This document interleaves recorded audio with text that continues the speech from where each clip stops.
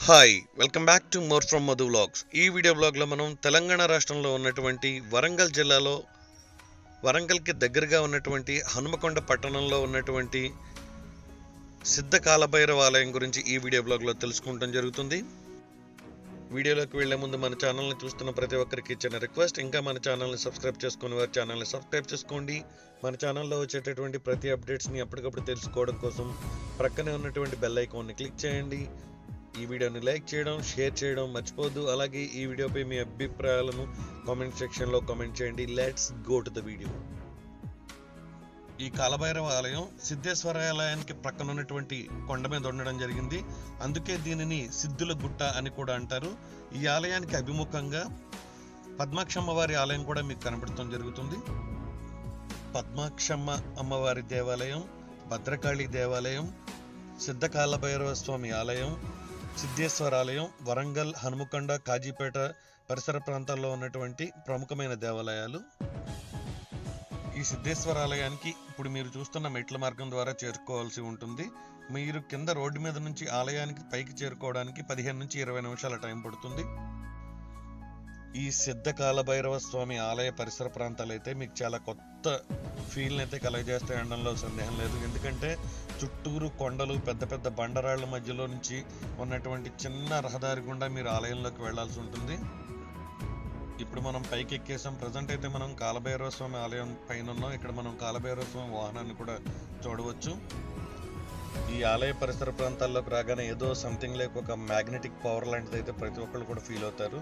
So పూజ అయితే start అవుతుంది. నేను మళ్ళీ పూజ అయిపోయిన తర్వాత నేను వాయిస్ ఓవర్ అనేది ఖచ్చితంగా ఇస్తాను. ఎందుకంటే చుట్టూరు జనం ఉండడం వల్ల నేను లైవ్లో మాట్లాడి చెప్పడం అనేది కుదరలేదు. సో నేను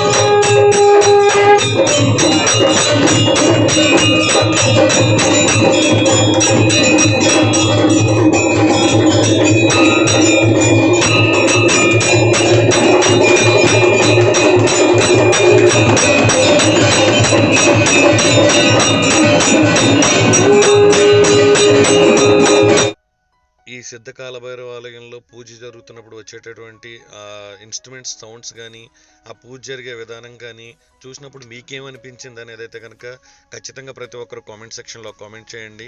ఈ పూజను చూడటానికి ఎక్కడెక్కడి నుంచో జనం ఇక్కడికి వస్తూ ఉంటారు. తమిళనాడు, కేరళ, కర్ణాటక నుంచి. అందులోనూ ఈ పూజ జరిగిన రోజు అమావాస్య కావడంతో ఇది చాలా స్పెషల్ డే అంట కాలభైరవ స్వామి ఆలయంలో. సో ఈ పూజ అయితే కనుక ఆల్మోస్ట్ 2 hours జరిగింది. ఈ ప్రాంతంలో సిద్ధులు సంచరించారు కనుక ఈ గుట్టను సిద్ధుల గుట్ట అని, స్వామివారిని సిద్ధులు కొలిచారు కాబట్టి స్వామివారిని సిద్ధ కాలభైరవ స్వామివారి అని చెప్పి పిలవడం జరుగుతుంది.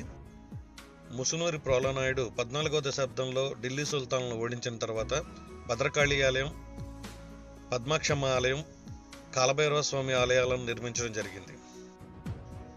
హన్మకొండలో ఉన్న ఈ సిద్ధ కాలభైరవ ఆలయంలో బ్లాగ్ తీయడానికి అయితే రజనీకాంత్ అన్న అలాగే రాజేంద్ర అన్న అయితే చాలా బాగా హెల్ప్ చేశారు.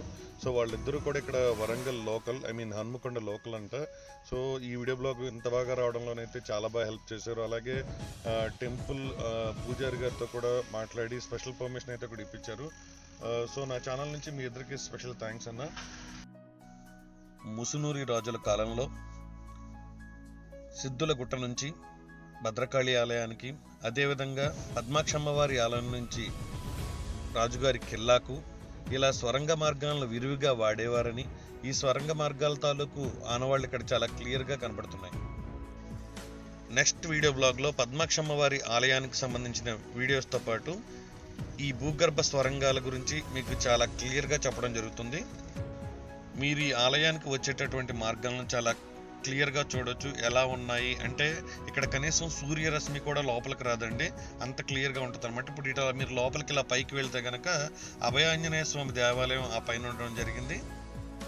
మన ఛానల్లో నెక్స్ట్ బ్లాగ్స్లో వరంగల్ చుట్టుపక్కల ఉన్నటువంటి కంప్లీట్ టూరిస్ట్ ఇన్ఫర్మేషన్ అయితే ఒక వీడియో బ్లాగ్ చేయడం జరుగుతుంది. అలాగే ఈ వీడియోపై మీ అభిప్రాయాలను కామెంట్ సెక్షన్లో కామెంట్ చేయడం మర్చిపోవద్దు. అలాగే వీడియోని లైక్ చేయండి. ఇంకా మన ఛానల్ని సబ్స్క్రైబ్ చేయని వారు ఎవరైనా ఉంటే ఛానల్ని సబ్స్క్రైబ్ చేయండి. ప్రక్కనే ఉన్నటువంటి బెల్ ఐకాన్ని క్లిక్ చేయండి. అలాగే ఈ వీడియో లింక్స్ని మీ ఫ్రెండ్స్ అండ్ ఫ్యామిలీ గ్రూప్స్లో షేర్ చేయడం మర్చిపోవద్దు. Thanks for watching.